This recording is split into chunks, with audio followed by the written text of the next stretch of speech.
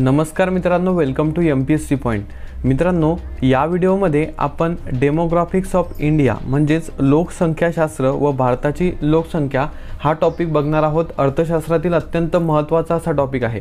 आता बघा, तुम्ही हा टॉपिक का अभ्यासावा यासाठी मी तुम्हाला सिलेबस दाखवतो. बघा, तुम्ही जर इकॉनॉमिक्स फॉर कंबाईन प्रीचा सिलेबस बघितला म्हणजे संयुक्त गट बचा जर तुम्ही अभ्यासक्रम बघितला पूर्व परीक्षेचा, तर त्यामध्ये तुम्हाला इंडियन इकॉनॉमी हा टॉपिक आहे आणि पब्लिक फायनान्स हा टॉपिक आहे. म्हणजेच यामध्ये हे इतर टॉपिक आहेत. तर त्यामध्ये बघा, national income, agriculture, foreign trade, banking, population, poverty and unemployment, monetary and fiscal policy.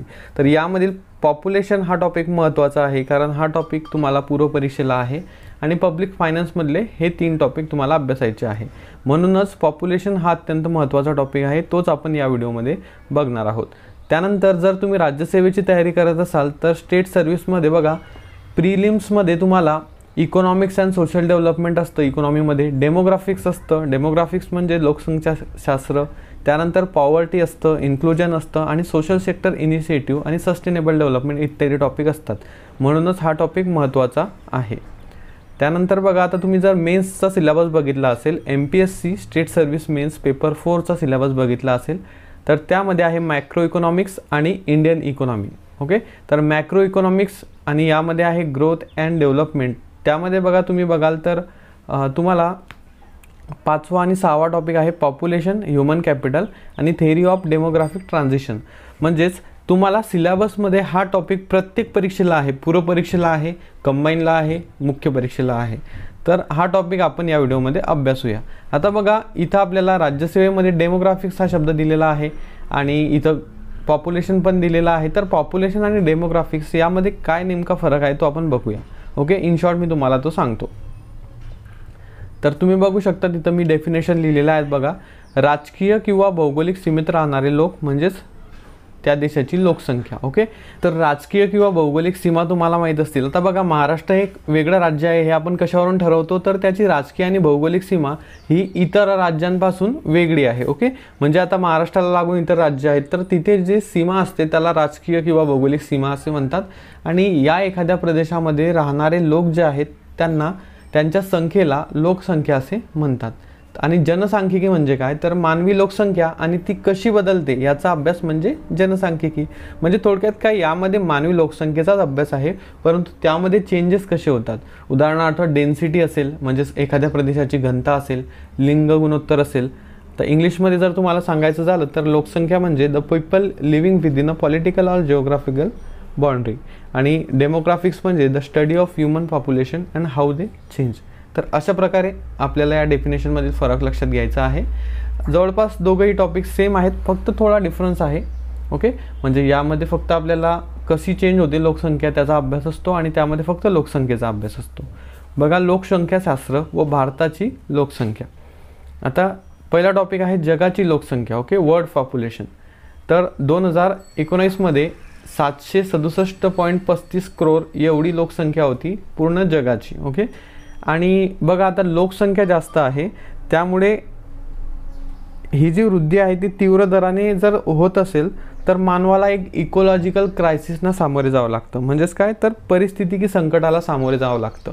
म्हणजेच आता बघा, लोकसंख्या जास्त असेल, काही साठा जो आहे वस्तूचा तो कमी असेल, तर तो त्या लोकसंख्येला पुरणार नाही. त्यामुळेच इकोलॉजिकल क्रायसिस होत असतात. ओके, इकोलॉजीशी संबंधित.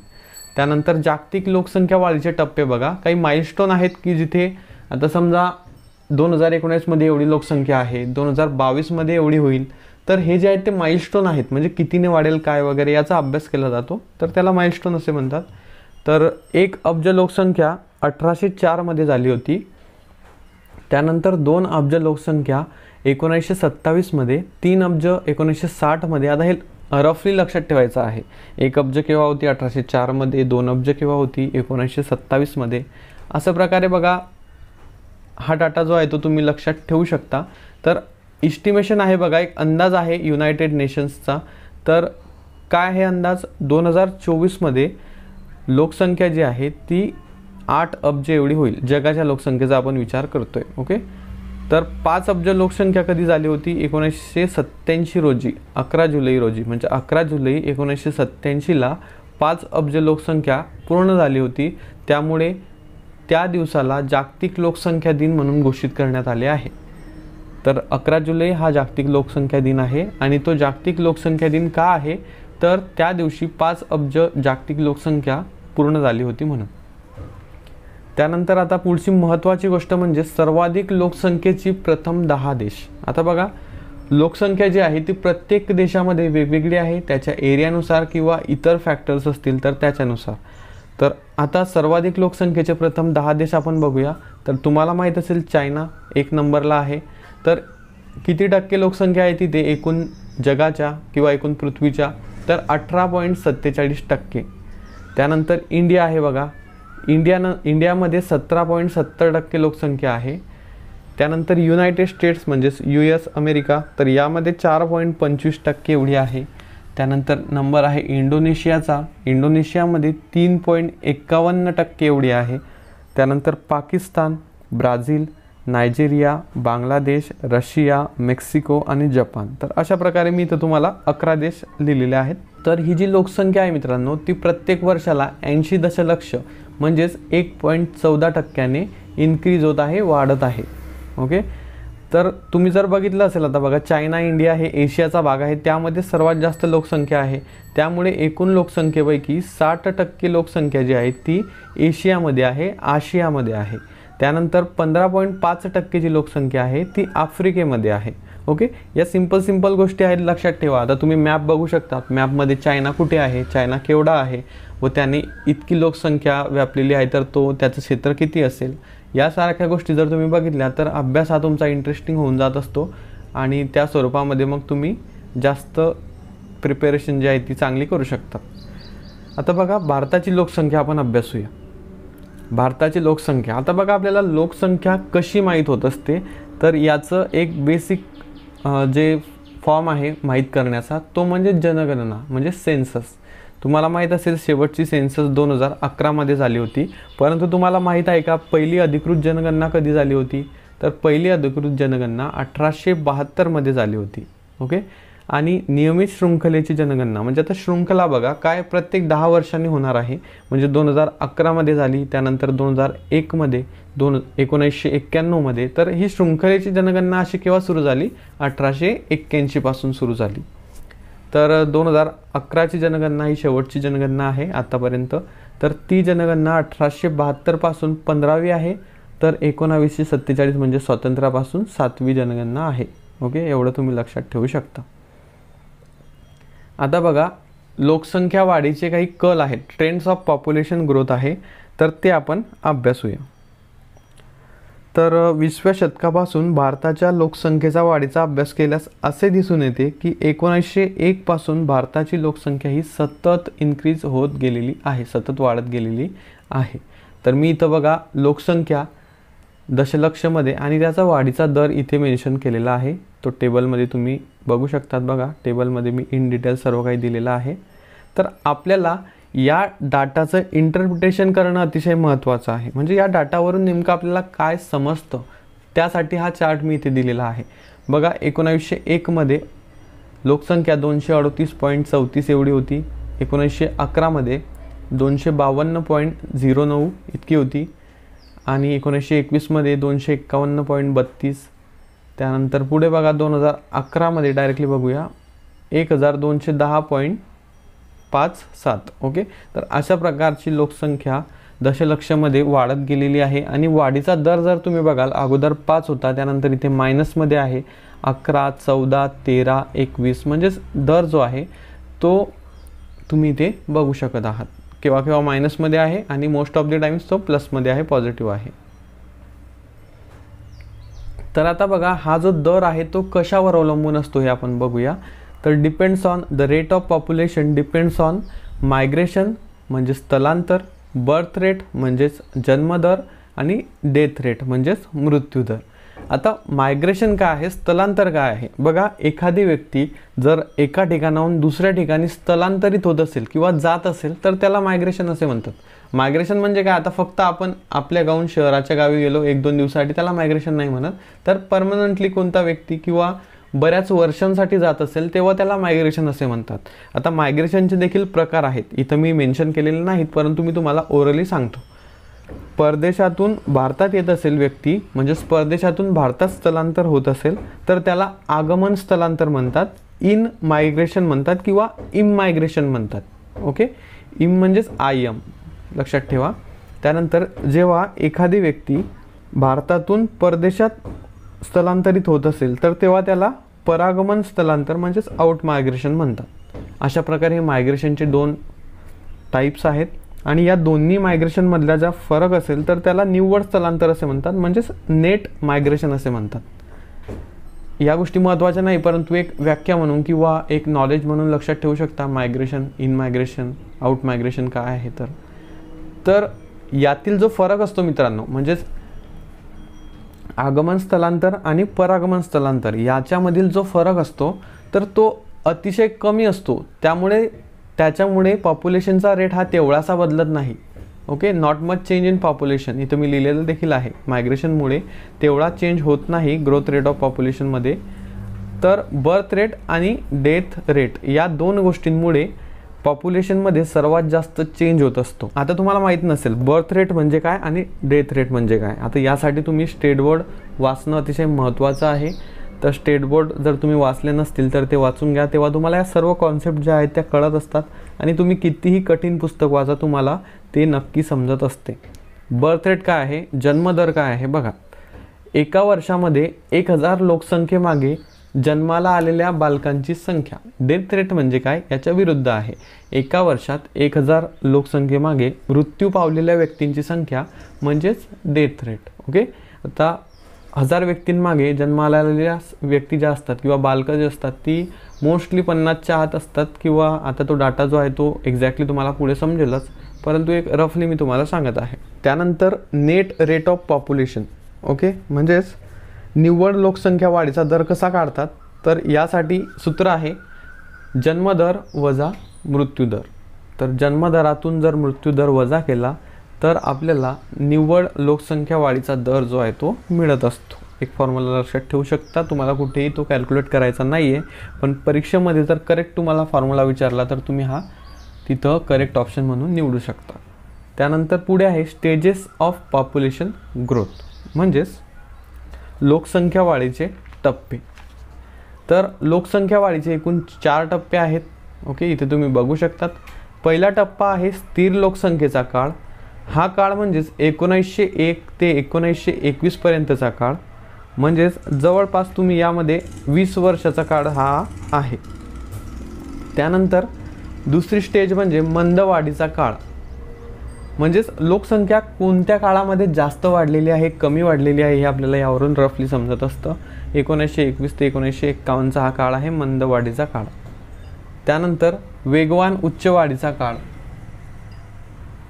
वेगवान उच्च वाढीचा काळ हा 1951 ते 1981 एवढा आहे.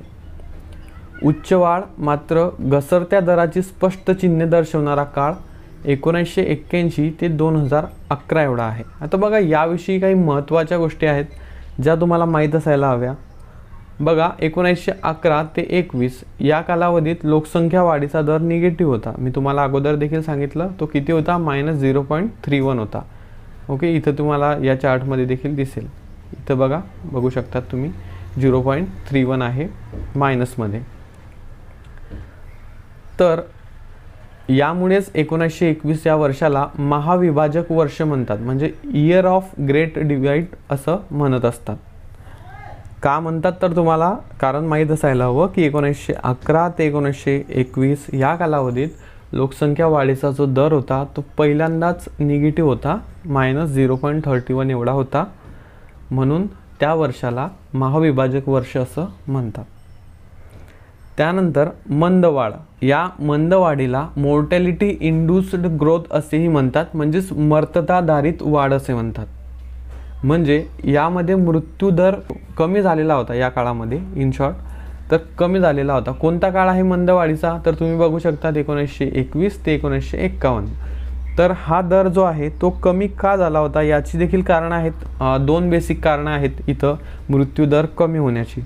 एक म्हणजे 1921 नंतर थोडीशी सुधारलेली आरोग्य व स्वच्छतेची स्थिती होती आणि वाहतुकीच्या सुविधांमुळे वितरण व्यवस्थेत सुधारणा झाली। त्यामुळे जे दुष्काळी प्रदेश होते तर त्यामध्ये अन्न पोहोचवणं देखील सोपं झालं। त्यामुळे हा मंद वाढीचा काळ तुम्ही 1921 ते 51 हा लक्षात ठेवू शकता। त्यालाच मर्यादाधारित काळ असे देखील म्हणतात, मोर्टॅलिटी इंड्यूस ग्रोथ। तर 1951 ते 1981 हा लोकसंख्या विस्फोटाचा काळ मानला जातो, पॉप्युलेशन एक्सप्लोजनचा काळ मानला जातो। त्यासाठी कारण बघा, 1951 नंतर मृत्यूदरामध्ये वेगाने घट झाली, मात्र जन्मदर जो आहे तो उच्च स्तरावर राहिला।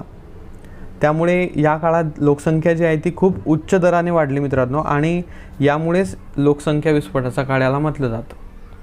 त्यानंतर याच काळाला बघा जननाधारित म्हणजेच फर्टिलिटी इंड्यूस वाढीचा काळ असं देखील म्हटलं जातं।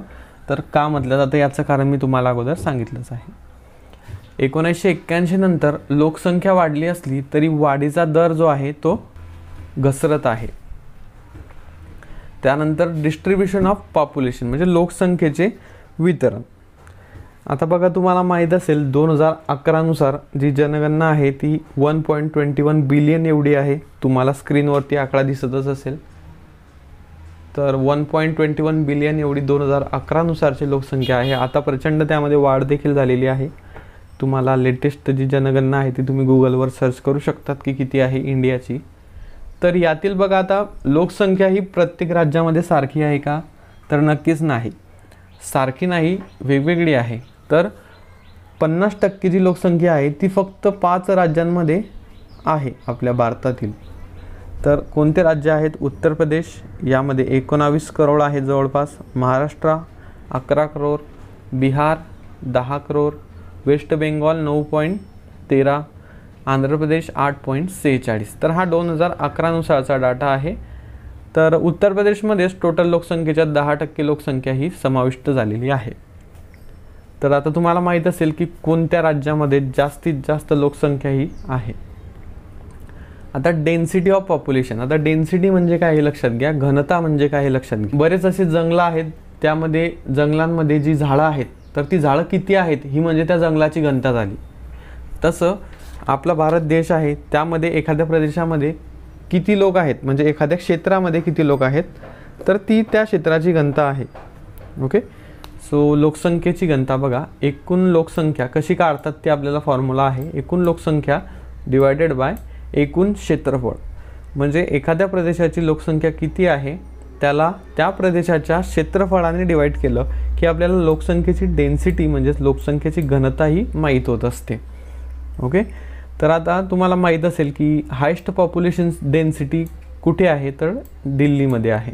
इथे प्रत्येक स्क्वेअर किलोमीटरला 11,320 लोक राहतात। ओके, आणि लोवेस्ट पॉप्युलेशन डेन्सिटी ही अरुणाचल प्रदेशमध्ये आहे, ती 17 आहे।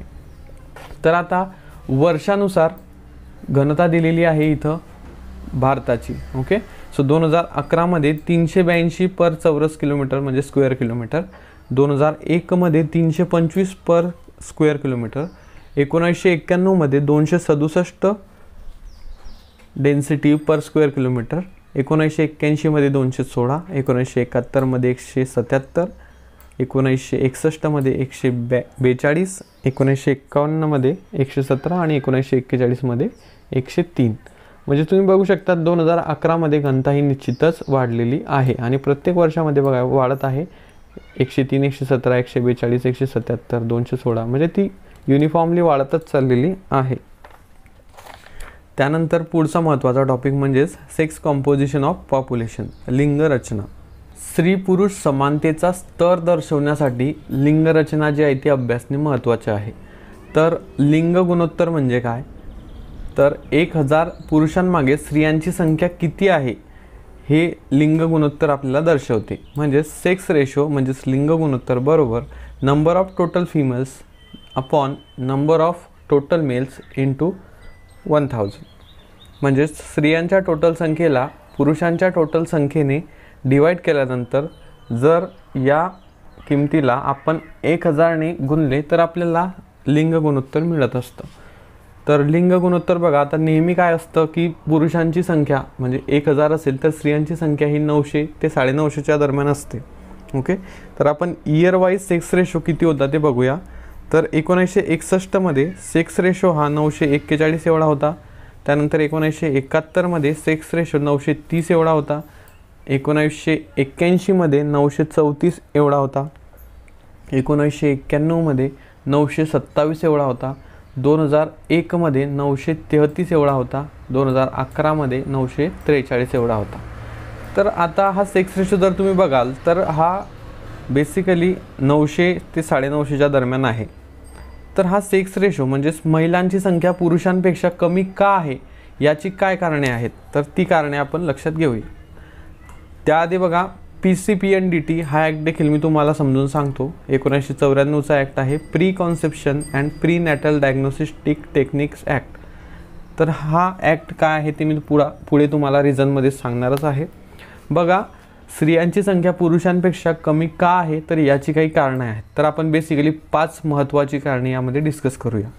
तर एक म्हणजेच हाय बर्थ रेट ऑफ मेल्स, म्हणजेच पुरुषांचा जन्मदर जो आहे तो जास्त आहे. म्हणजे तुम्ही जर वर्ल्ड वाईड अभ्यास केलेला असेल किंवा बऱ्याच व्यक्तींनी केलेला आहे, तर त्यांचा जो डाटा आहे तो बघितला तर त्यामध्ये स्त्रियांपेक्षा पुरुष जास्त जन्माला येतात असा डाटा आहे.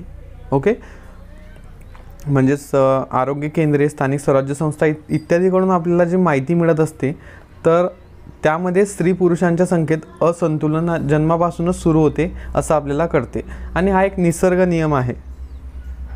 त्यामुळे जन्मावेळी मुलांची संख्या मुलींपेक्षा अधिकच असते आणि तिथेच हा जो रेशो आहे तो स्त्रियांचा कमी होऊन जात असतो. त्यानंतर दुसरं म्हणजेच dominancy of males or child death females. म्हणजे आता मेल्स म्हणजे आता कोणालाही बघा पुरुष किंवा मेल बाळ हवं असतं, त्यामुळे डॉमिनन्सी आहे मेल्सची. बालमृत्यू जो आहे तो फिमेल्सचा हा जास्त होत असतो, कारण बऱ्याच लोकांना ॲज अ चाइल्ड म्हणून मेल्स हवे असतात. त्यानंतर तिसरं रिझन म्हणजेच PCPNDT. मी तुम्हाला याचा फुल फॉर्म सांगितला, pre conception and pre natal diagnostic techniques act 1994. तर हा ॲक्ट काय आहे हे बघा. मुलांना जो अग्रक्रम दिला जातो तर त्यामुळे स्त्रीभ्रूण हत्या व स्त्री बालहत्या याचे प्रमाण खूप जास्त झाले आहे. तर यामध्ये बघा का जास्त झाले आहे, तर गर्भलिंग निदान होत असतं, म्हणजेच प्री कॉन्सेप्शन होत असतं. तर ही जी सुविधा आहे ती आता सरकारने रिस्ट्रिक्ट केलेली आहे, बंद केली आहे. PCPNDT म्हणजे काय ॲक्ट आहे, तर गर्भलिंग निदान जे केलं जात असतं तर त्याविरुद्धचा हा ॲक्ट आहे. तर बरेच लोक हे करतात आणि जर स्त्री असेल किंवा जर फिमेल असेल तर ते त्याला जन्म या जगामध्ये घेऊ देत नाही. त्यालाच PCPNDT ॲक्ट असे म्हणतात, जो त्याच्या विरुद्ध आहे. परंतु असं जरी असलं, हा ॲक्ट जरी बनवलेला असला तरी बरेच लोक लपून छपून हे जे काम आहे ते करतच असतात आणि त्यामुळे स्त्रियांची संख्या ही पुरुषांपेक्षा तुलनेने कमी आहे. त्यानंतर स्मॉल फॅमिली डिझायर. म्हणजे आता प्रत्येकाची इच्छा असते की आपलं कुटुंब हे छोटं असावं, कारण जेवढं छोटं कुटुंब तेवढ्या त्यांच्या गरजा कमी असतील. त्यामुळेच हे रिझन देखील एक महत्त्वाचं रिझन आहे. त्यानंतर डावरी. म्हणजे आता हुंडा पद्धती आहे. ओके, अलीकडे हुंडाबळीच्या घटनाही ज्या आहेत त्या वाढीस लागलेल्या आहेत, त्यामुळे स्त्रियांची संख्या कदाचित कमी असू शकते. तर कोणत्या राज्यात किती सेक्स रेशो आहे याचा तुम्ही गुगलवरून लेटेस्ट डाटा बघू शकतात. स्टेट वाईज सेक्स रेशो असं तुम्ही गुगलवर सर्च केल्यानंतर तुम्हाला तो डाटा तिथे मिळणार आहे आणि तो एक वेळा बघून घ्यायचा आहे. ओके, तर महाराष्ट्राचं किती आहे वगैरे हे तुम्ही त्यामध्ये बघू शकता. त्यानंतर एज कंपोजिशन ऑफ पॉप्युलेशन, म्हणजेच लोकसंख्येची वयोरचना. आता लोकसंख्येची वयोरचना काय लक्षात घेतली जाते. आता वयोरचना म्हणजे काय, तर लहान मुले किती आहेत, यंग मुले किती आहेत किंवा म्हातारे मुले किती आहेत, तर याचा डाटा असतो वयोरचना म्हणजे. तर हा का माहीत केला जातो, तर यामध्ये बघा लेबर फोर्स म्हणजे श्रमशक्ती किती आहे भारतामध्ये किंवा जगामध्ये, आणि डिपेंडन्सी रेशो किती आहे, आश्रित लोकसंख्येचे प्रमाण किती आहे. तर हे जाणून घेण्यासाठी लोकसंख्येची वयोरचना अभ्यासली जाते. तर हा जो आहे आपला भारत देश जो आहे तो तरुण लोकसंख्येचा देश असे म्हणतात, मीडियन एज त्याला म्हणतात. 2001 मध्ये 22 वर्ष आणि 2011 मध्ये 24 वर्ष हे मीडियन एज होतं. तर 0 ते 14 वयोगटातील लोकसंख्येचे प्रमाण 1971 मध्ये 42% आणि 2011 मध्ये 30.8%. हा जो दर आहे तो डिक्रीज होत आहे, कमी होत आहे. 0 ते 14 वयोगटातील लोकसंख्येचं प्रमाण जे आहे ते कमी होत आहे वर्षानुसार. त्यानंतर 15 ते 59 कार्यकारी लोकसंख्या आहे. तर ही 1901 मध्ये बघा वाढलेली होती, त्यानंतर 1971 मध्ये ही कमी आणि 2011 मध्ये पुन्हा वर गेलेली आहे. म्हणजे कार्यकारी जी लोकसंख्या आहे 15 वर्ष ते 59 वर्षातील, तर ती भारतामध्ये आहे, भरपूर प्रमाणात आहे. आणि 60+ ज्यांचं वय आहे तर तो वयोगट अल्प प्रमाण आहे, म्हणजे कमी आहेत, अगदी लिस्ट आहेत. त्यानंतर पुढे बघा, लोकसंख्येचे ग्रामीण आणि शहरी वितरण, म्हणजे ग्रामीण भागामध्ये किती लोकसंख्या आहे आणि शहरी भागामध्ये किती लोकसंख्या आहे, तर याचा अभ्यास केला जातो व त्याचं डिस्ट्रीब्युशन केलं जातं रुरल अर्बनमध्ये. म्हणजे ग्रामीण लोकसंख्या किती आणि शहरी लोकसंख्या किती.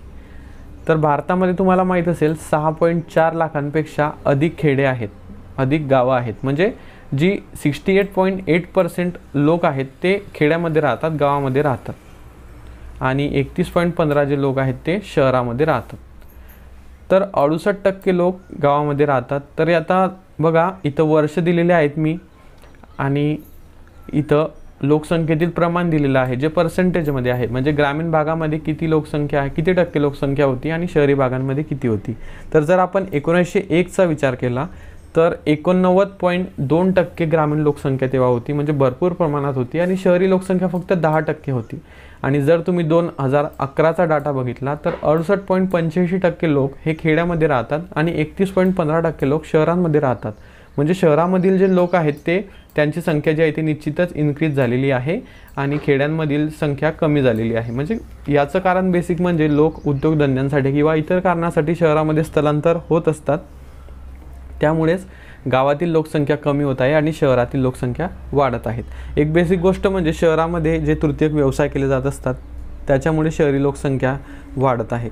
सिव्हिलायझेशन म्हणजे नागरीकरणाचे टाईप आहेत मित्रांनो. नागरीकरण वाढत चाललं आहे. नागरीकरण म्हणजे लोकांचे शहरांकडे होणारे स्थलांतरण, ओके, किंवा लोकांच्या प्रकृतीमध्ये होणारा विकास, प्रकृतीमध्ये म्हणण्यापेक्षा त्यांच्या आर्थिक स्थितीमध्ये होणारा विकास. तर शहरी टाईप ऑफ सिव्हिलायझेशन आहे मंद नागरीकरण, हे 1901 ते 1931 पर्यंत आहे. त्यानंतर मध्यम नागरीकरण 1941 ते 1961 पर्यंत, आणि त्यानंतर तीव्र नागरीकरण 1961 पासून तर 2011 पर्यंत. म्हणजे यामध्ये मोठ्या प्रमाणावर शहरामध्ये लोकसंख्या स्थलांतरित झालेली आहे.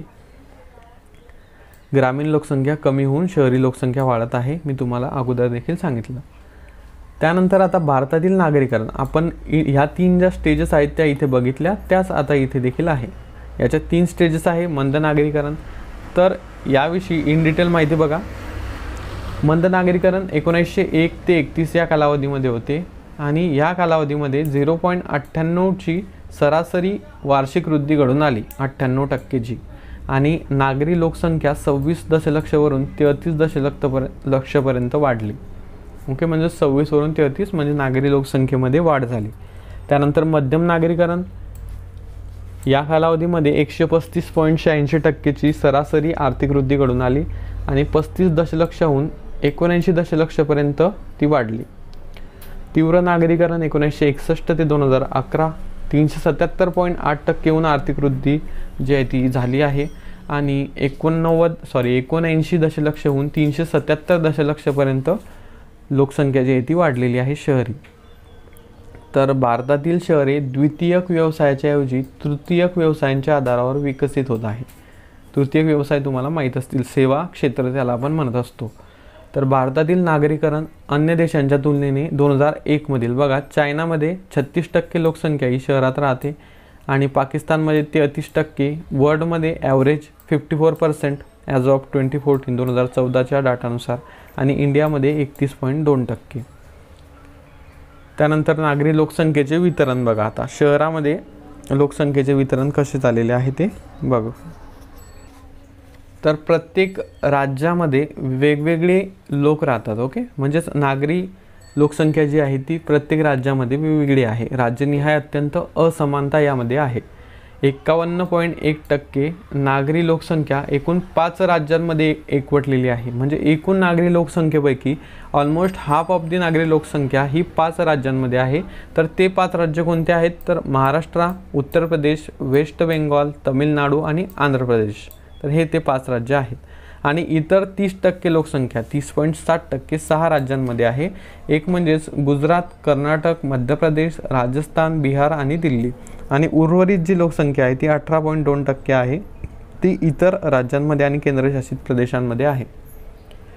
त्यानंतर या प्रकरणाचा शेवटचा टॉपिक म्हणजेच लिटरसी म्हणजेच साक्षरता. आता व्हॉट इज लिटरसी, साक्षरता म्हणजे काय, तर एका भाषेत आकलनासहित लिहिता वाचता येणे म्हणजे साक्षरता. म्हणजे तुम्हाला फक्त लिहिता येत असेल आणि वाचता येत नसेल तर तुम्ही साक्षर नाही, आणि फक्त वाचता येत असेल लिहिता येत नसेल तरी पण तुम्ही साक्षर नाही. तर तुम्हाला एखाद्या भाषेमध्ये आकलनासहित लिहिता देखील आले पाहिजे आणि वाचता देखील आले पाहिजे, तेव्हा तुम्ही साक्षर म्हणून गणले जाल. तर साक्षरतेमध्ये इन्क्रीज झालेला आहे 1951 पासून 2011 पर्यंत खूप यामध्ये वाढ झालेली आहे. तर सर्वाधिक साक्षरतेचे प्रमाण ग्रामीण भागांमध्ये जर विचार केला तर केरळमध्ये आहे, त्यानंतर लक्षद्वीप, त्यानंतर गोवा, त्रिपुरा, दमण व दीव. आणि शहरी भागांमध्ये सर्वात जास्त साक्षरता मिझोराममध्ये आहे, केरळमध्ये आहे, त्यानंतर त्रिपुरा, लक्षद्वीप आणि हिमाचल प्रदेश. त्यानंतर आता सर्वाधिक साक्षर व्यक्तींची संख्या, म्हणजे आता ही लोकसंख्येच्या बाबतीत साक्षर इथे आपल्याला सांगितलेले आहे 2011 नुसार. ग्रामीण लोकसंख्या उत्तर प्रदेश ती सर्वात जास्त आहे, म्हणजेच व्यक्तींची संख्या विचार करतोय आपण इथे, ओके, पॉप्युलेशन. त्यानंतर महाराष्ट्र, पश्चिम बंगाल, बिहार, तामिळनाडू. आणि शहरी लोकसंख्या महाराष्ट्र, उत्तर प्रदेश, तामिळनाडू, पश्चिम बंगाल आणि आंध्र प्रदेश. तर अशा प्रकारे या चॅप्टरमध्ये आपल्याला काही जो महत्त्वाचा डाटा होता तो मी इथे या नोट्सच्या माध्यमातून शेअर केलेला आहे, आणि तुम्हाला तो चांगला समजलाही असेल, कारण मी अगदी बेसिक ज्या गोष्टी आहेत त्या अतिशय सहजपणे तुम्हाला समजून सांगितलेल्या आहेत. मला आशा आहे की तुम्ही हा व्हिडिओ लाईक करालच, कारण नक्कीच तुम्हाला ही माहिती आवडलेली असेल. आणि जर तुम्हाला या लेक्चरची ही PDF हवी असेल तर या व्हिडिओच्या डिस्क्रिप्शनमध्ये मी एक लिंक दिलेली आहे, त्यावर क्लिक करून तुम्ही ही PDF जशीच्या तशी डाउनलोड करू शकता, जेणेकरून तुम्ही भविष्यात जेव्हा अभ्यास कराल तेव्हा रिव्हिजनसाठी तुम्हाला या नोट्स कामात येतील. तर मित्रांनो, आजच्या व्हिडिओसाठी एवढेच. चॅनलला अजून सबस्क्राईब केले नसेल तर सबस्क्राईब करून घ्या. Thank you for watching.